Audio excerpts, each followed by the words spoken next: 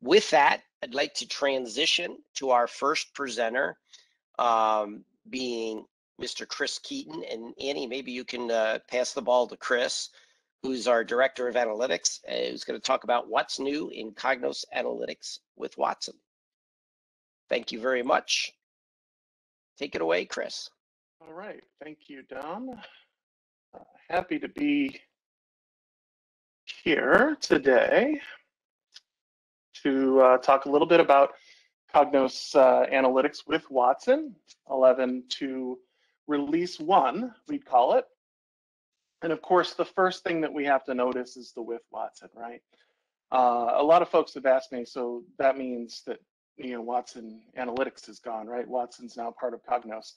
No, that doesn't mean that. What that means is there is a clear signpost for the future that artificial intelligence, augmented intelligence, probably the preferred term, is not only on the up and up within the Cognos Analytics platform.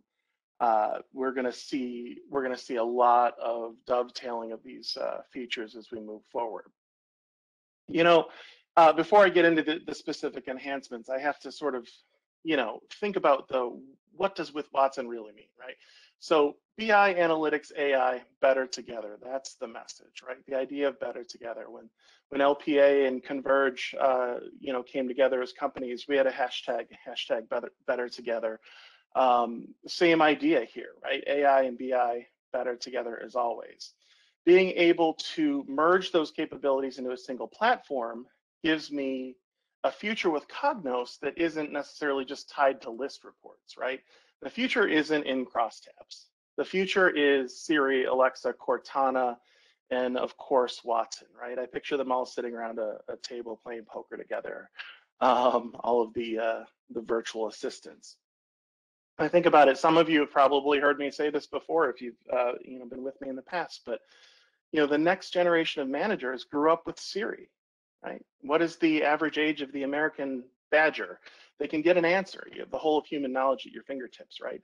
So this group of folks isn't going to want to turn to a crosstab and find the intersection of the column and the row in order to find out how they're performing. They're going to want an answer right now, right? It's a generation of now. So this Watson folded together with Cognos Analytics is a great step in that direction, recognizing that the future is together. So if we look at some of the enhancements that have come out in this particular release, I've got to be honest, we've added the with Watson brand name to it. There aren't any like major, huge AI jump forwards in this particular version of Cognos, right? There's some interesting power added to the assistant, clarifying ambiguous references and the like. If you ask it a question that it doesn't quite understand, there is where the assistant is helping a little more. But for the most part, these improvements are about making it faster and easier to get where you want to go, right? That's where the AI folds into the BI. It's making it easier to get to your destination. Some of the changes I'm going to show you are basically just additional properties, right? Some visualization properties, some little toggle bars down there. And a lot of the interface stuff is just basically minimizing the number of clicks, right? How can I get to my answer faster? So with 11.2.1, some of the enhancements include, right, the ability to search a little deeper than before. Those of us that have been on the journey of Cognos remember search in Cognos 10 and how fun that was, right? Remember the indexing jobs we'd have to run, and sometimes they'd take weeks and hang. When the AI-enabled search started to creep in, we saw actual real depth of search in our results, right? Now we've enhanced it to include even more types of objects, right? Shortcuts, views, things like that. All via checkboxes I'll show you when we get into the interface. Also the ability to adjust how many results come back, which is helpful because sometimes a lot of things come back now that we're searching deeper and deeper into our environment. There's some little interfaces to the user, little updates to the user interface, I should say. Not anything like mind-blowing, but stuff that just is better, right? Gradual, continual improvement. We'll be able to update names and things directly from the context menu rather than having to find the secret invisible pencil. to rename something, for instance, right? Regarding uploaded files, if you were uploading an Excel spreadsheet before and it had a merge cell in it, you might experience a little bit of an oops, right? Now, if you have a merge cell in an Excel spreadsheet that you're uploading into the environment, you don't have the oops anymore. It can handle it, right? Again, incremental, continuous improvement. We've already talked about the more powerful assistant. Moving into some of the visualizations, one thing I've noticed is all of these visualization changes I'm talking about that I'm going to show you in just a second, they are also sort of co-located both within the dashboard functionality and the reporting functionality. I remember for a long time, it was sort of like the dashboards would pull forward and then reporting would catch up, and maybe reporting would jump forward and dashboards would catch up. It was kind of like watching a horse race. In this case, with 11.2.1, these investments, these enhancements that we're talking about generally are going to appear in both spaces, both with dashboards and reporting. So there isn't necessarily a gap there. These things include 3D maps, hexbin maps, right? This is really cool stuff, right? Taking that map and pivoting it, seeing a little height, seeing your data sort of jump off the page, those types of things in terms of the mapping. Additional properties in the visualization, some performance enhancements in terms of running, especially with tabbed HTML output, some enhanced conditional formatting and the like. We say there's more to love about reporting. So as active reports have continued to be a factor, we've got active reports out there that are really great. We started to have browsers that weren't so happy with those active reports, right? They would block them. They would, it would look like the MHT file wasn't exactly too thrilled to execute on certain people's machines. So now what we've got, IBM has released an active report viewer, a little light application you can download directly from the accelerators page that will frame and host the active reports that you may wish to work with. The tiniest little improvement, but one that has been hanging over me for the longest time, is the fact that you couldn't use the select and search prompt if you wrote a report against a data module. The select and search prompt is arguably the coolest prompt in the playground of prompts, right? Value prompts over there swinging on the swing set, and date prompt is spinning around on that little spinny thing that you can't have anymore because apparently they're dangerous now. The select and search prompt for data modules was just standing outside the fence saying, hey, let me play.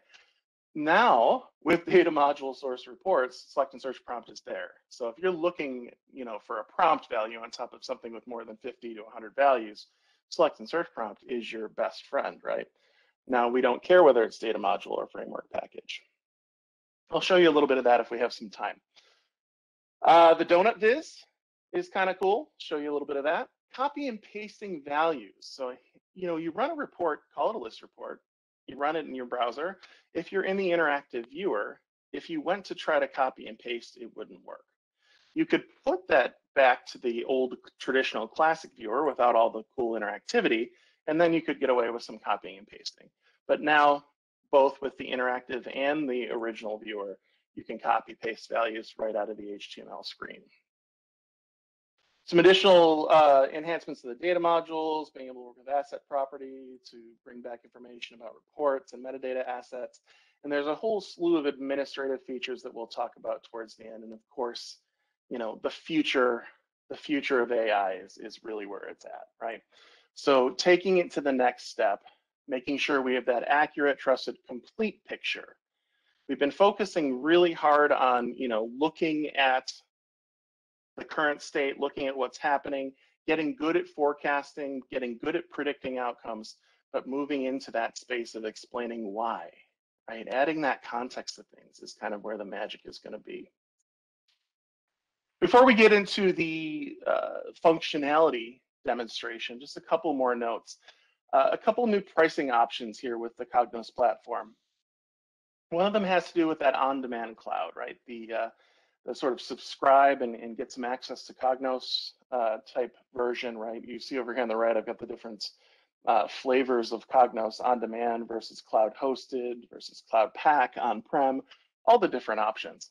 With on demand, there are now two lower cost tiers. So you can have the standard tier of authoring and consuming dashboards at $10 a month per user.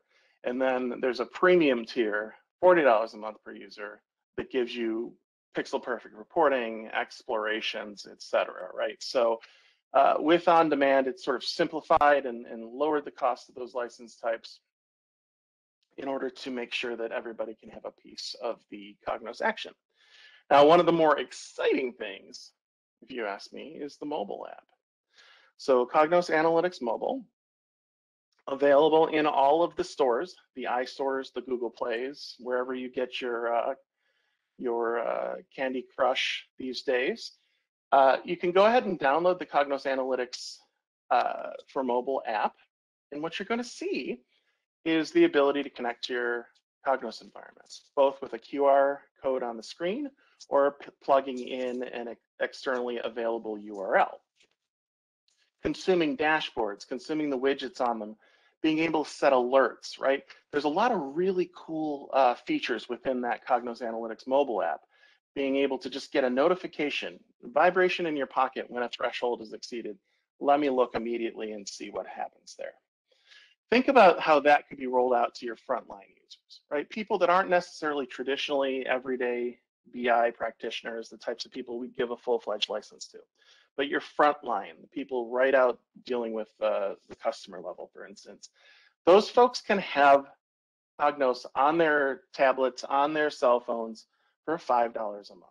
It is an incredibly low cost point into Cognos, and getting that alerting, getting that seeing and interacting with reports, and of course also talking to the assistant. The assistant is part of this as well, so you can literally speak into your phone and get answers to questions you might want to ask. So that $5 a month mobile license is a pretty cool idea. Before we jump into the demo, I know, show me the demo, Chris, show me the demo. Just trying to get all the slides out of the way first before we go in and look at the cool app. But some administration features to be aware of. As always, the list of supported client driver versions and whatnot is available on the IBM site. There's a link there, so if you get the presentation, you'll be able to click on it, but it is just a Google away. Some interesting things that are out there now is a variable within the CBS environment variables INI file that allows you to crank up performance. You can go in there and you can see on the right, I've actually included the procedure here on the slide. You go in and you add this TCM alloc comp threshold, you give it an integer, defaults to 50. The higher the integer, the more RAM you can allocate to that BI bus TK server process. I know this is very technical, but you know, a little bit, give me a little bit of administration love here. You can sort of tweak that and get a little more RAM, a little more performance tuning when you're running reports. There's been some attention to the compute service. And if you know the compute service, you know that's your data sets, that's your uploaded data files, kind of some of the cool new modern pieces of the functionality. We now have the ability to set a property which will control the size of the pool, essentially the number of data sets that it's going to stay registered in memory. So, you know, again, controlling and playing with the amount of memory that's being utilized to get the most out of Cognos. There's a new GRE.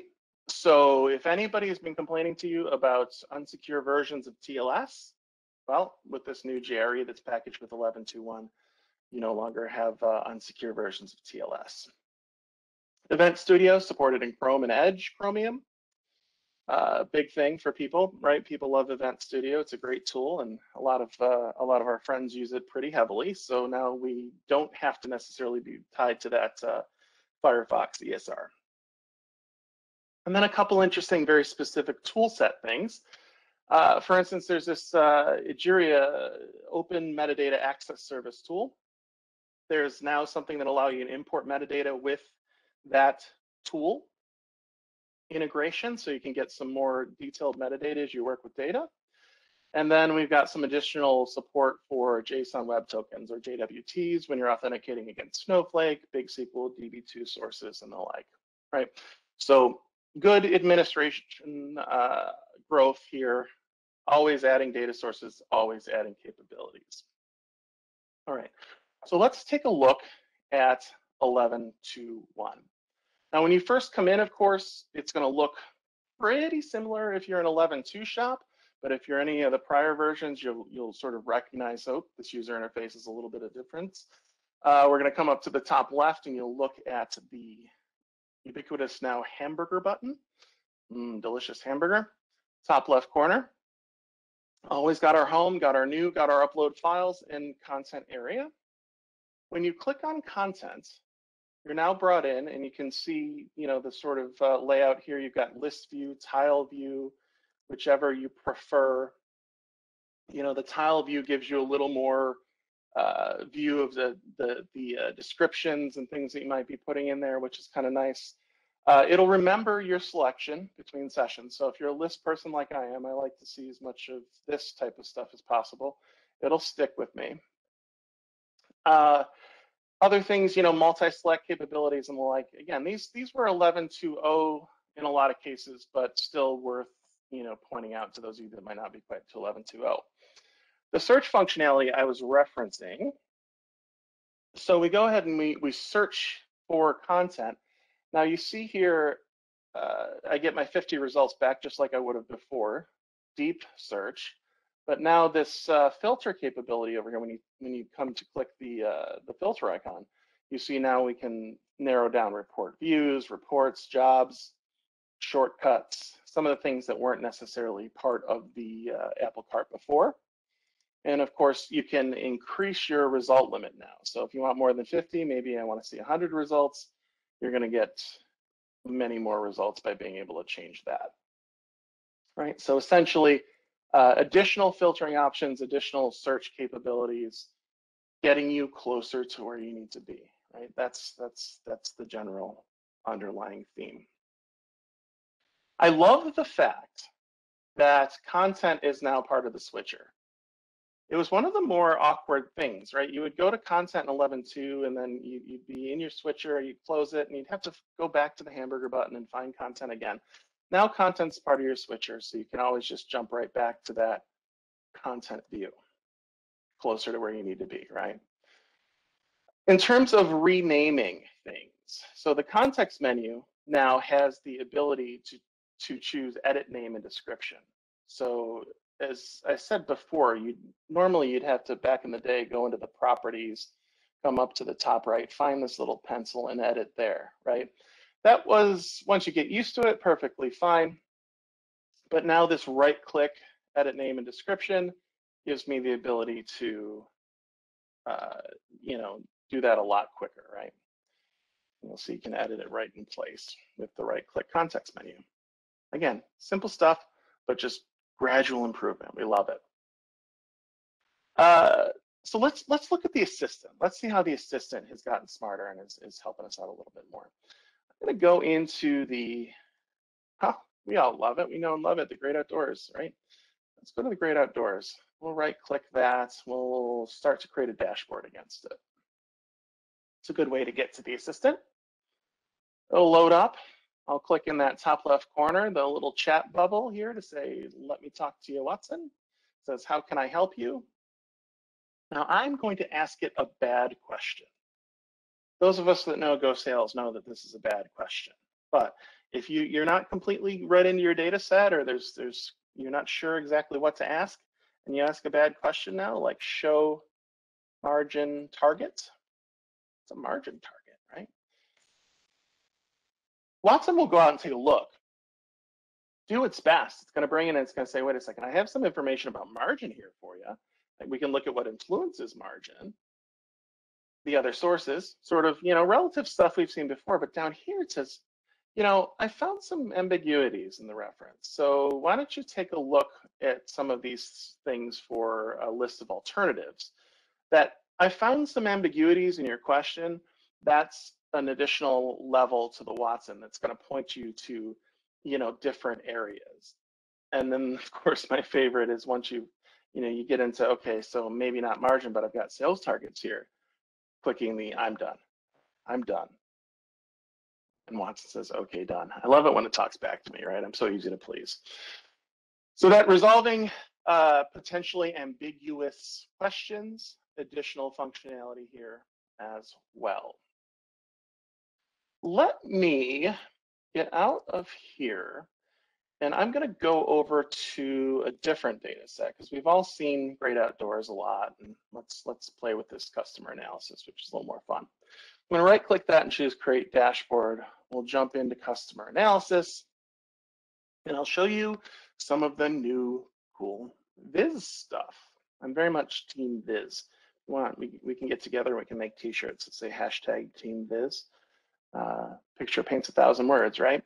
So let's look at the beauties of the donuts. Whenever I say that, I think of Homer Simpson. Donut. So we've had in here for a while the pie. So I can choose to bring a pie over to the page, which in its own way is delicious, right? And I can populate that pie. Let's put number of policies here into the size, and we'll put location type into the segments. And I'll get a decent pie, right? Pretty good looking pie chart. But what if I want to smash that into a donut?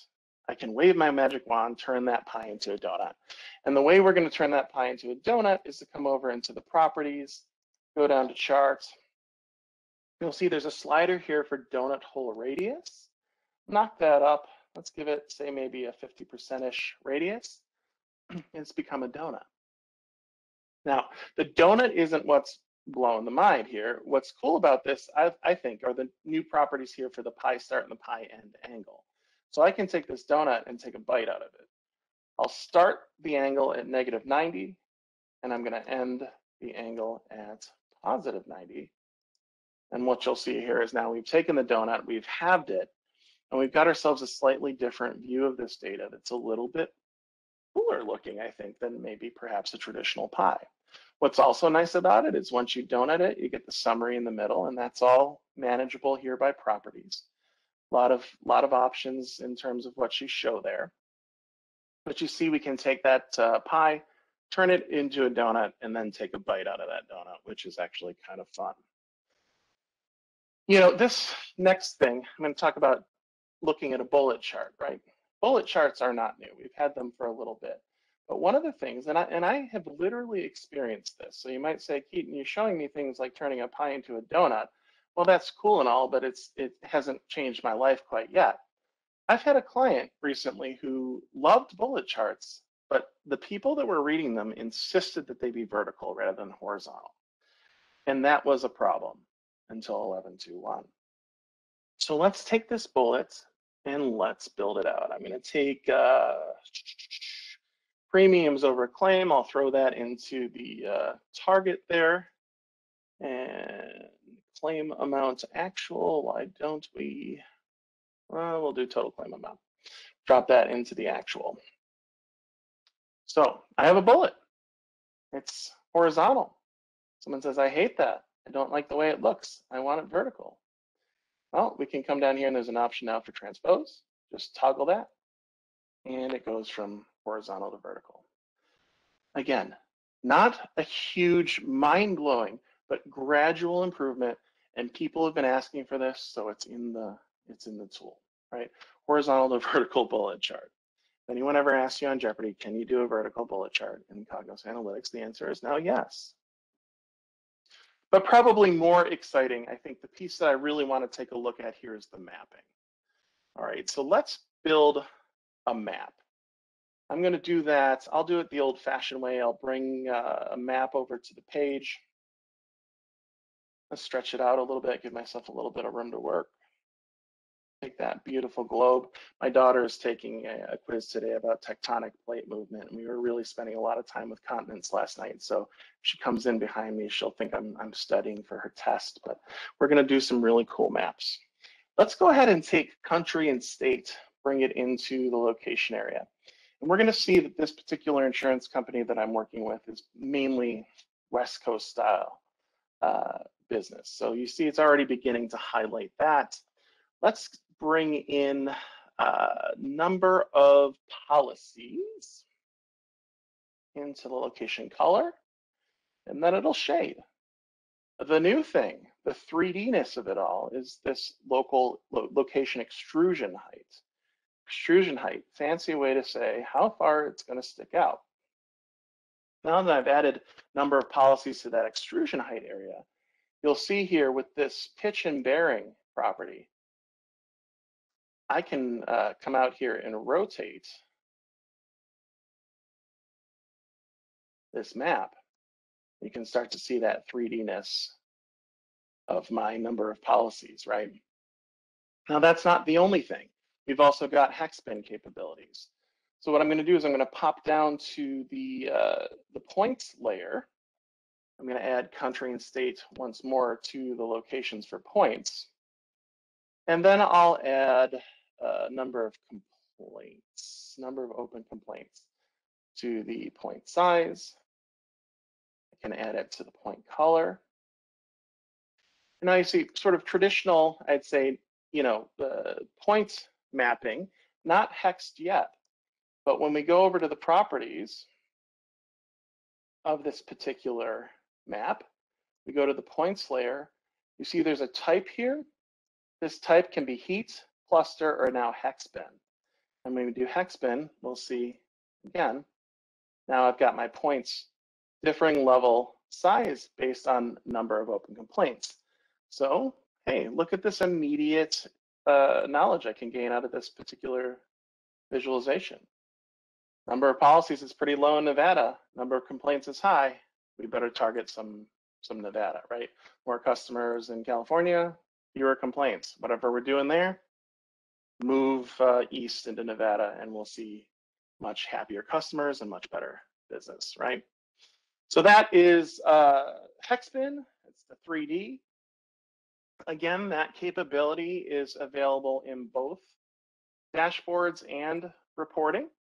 So same basic idea, the properties, same basic idea in terms of using it with this pitch and bearing control that's now in the maps. And you can have all kinds of very rich mapping in addition to our traditional mapping, which was, I think, pretty awesome to begin with. All right. A couple other things. I am going to want to leave some time. So let me just come out here and show you a few more properties. These are going to be in the reporting side of things. So that select and search against the data module, right? So let me just come in here. I'll create a report against that customer analysis data module that we were just looking at. See, it's a data module, little icon there. Now, of course, they didn't knock the CSV off, so we can see it came in from the CSV, no problem though. And let's go ahead and add a list to the page. Why not add some relatively specific information? I'll add a customer ID, monthly premium, some pretty detailed info over here to this list. Right? Come around, group it a little bit, put in some totals, default summary, and I've got myself a pretty reasonable sized list report. And that generates. Because we're at the customer ID level, right? So now what happens if I want to be able to search for customer IDs? I want to give this report to somebody who's operating sort of at the customer level. Well, what we would normally do in that case is go to a prompt page, for instance, add one of those, and build a prompt. But since this was at a data module in the past, I wouldn't have seen the select and search prompt available. But now with 11.2 release 1, select and search prompt is 100% part of the mix. So I can just go ahead and build this out. Grab me a customer ID, build that filter, make it an in, make it optional.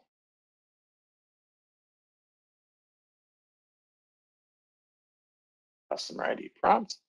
A little OCD about naming the prompt queries. And then when we go ahead and run, the beauty, the wonder of our select and search, right?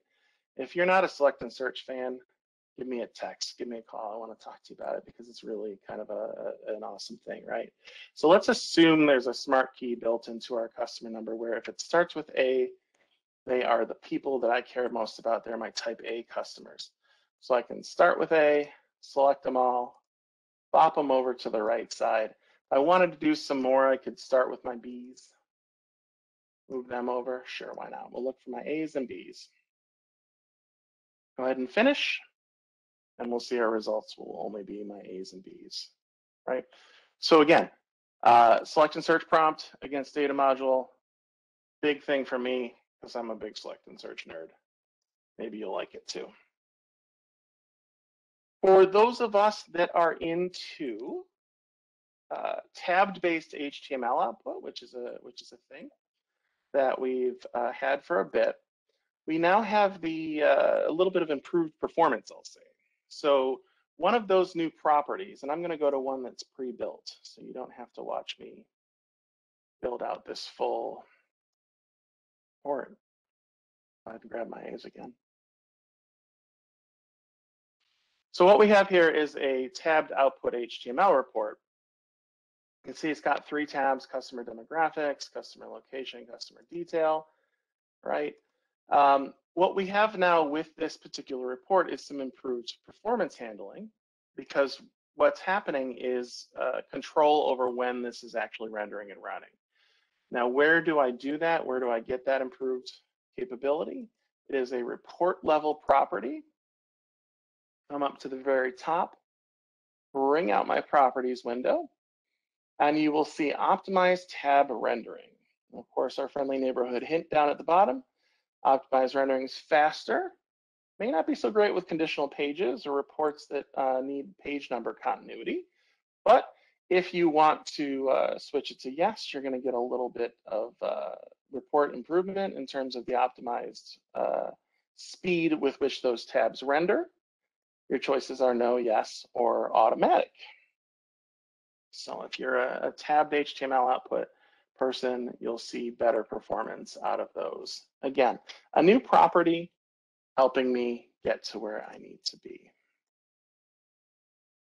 So I'd say between that, sort of helping with search, giving us a little more content always available to us up here in the switcher menu, and some of those property options, I think we're signaling a great direction of the tool. We're signaling the tool improving, responding to our feedback, adding those pieces of functionality that we've been asking for, and continuing to fold in the Watson brain into the product.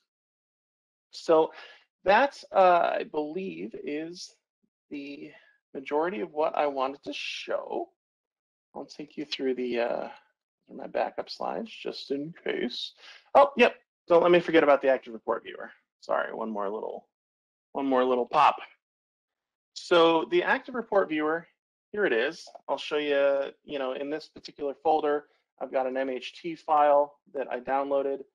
When I initially clicked it, I said, associated it to the active report viewer so that from this point forward, any MHTs are going to open in that particular program. You see a little Cognos icon. When I go ahead and open the MHT file, I've got a pop-up. It is leveraging all of the technology of active report. I'm getting that immediate response time, the offline, no data connection capability. I don't have to worry about trying to consume MHTs in browsers that don't want me to consume MHTs in them anymore, right? So the active report viewer, free, download it from the Accelerator catalog, put it wherever you need to use active reports, and you've got yourself a path forward there in terms of those views. It's using Chromium technology, so we've got a little bit of a performance boost anyway, right? So you've got some benefits there. All right, so AI, active reports, visualizations. What more could we want? Let's jump over and see if there are any questions that I can chat with you about. Sure. So Chris, I got 2 questions for you here. One, what is the best way to move on from using Query Studio and Analysis Studio for people that want to, kind of future-proof and look ahead? Mm-hmm. Yeah, that's something. It's a good question because a lot of our clients are asking that these days, right? You've got heavy investments in Query Studio and Analysis Studio, and obviously the current path forward is, well, if you want them, Firefox ESR, you can sort of limp along. You can turn on the legacy studios. But really, I think when we're working with folks, the best way to move forward is going to be to take advantage of some of that interactivity, right? So as you're building out your reports, you have the interactive crosstab, right? So you're in the reporting interface, you're working against a cube, you bring in a crosstab, you work in page preview mode, and you're having that similar experience to Analysis Studio. People are drilling up, drilling down, they're able to create that.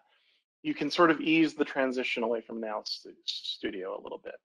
Query Studio, for instance, most of the use cases that I've seen for Query Studio were quick answers. Give me a list. Give me just boom, not highly formatted types of results, and the drag and drop working with data directly.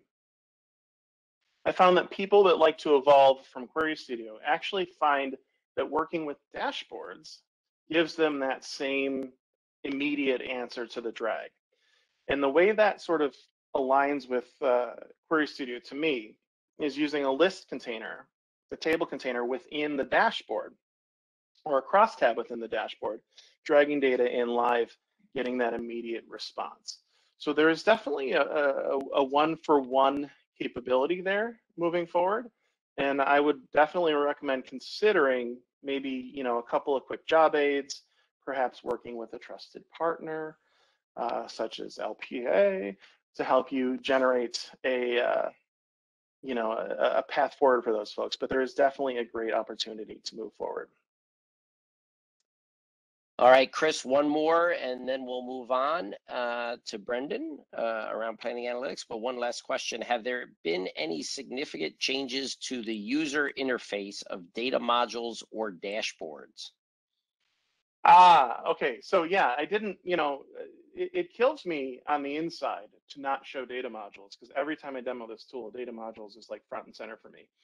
The short answer is no. There haven't been any major UI changes. So everything you've learned from 11, honestly, I'd say 11.0, 11.1 on up, still persists in 11.2. No big people, no one's moved your cheese as it relates to data modules and dashboards. So all of that education, some of you learned from us, it all still stands.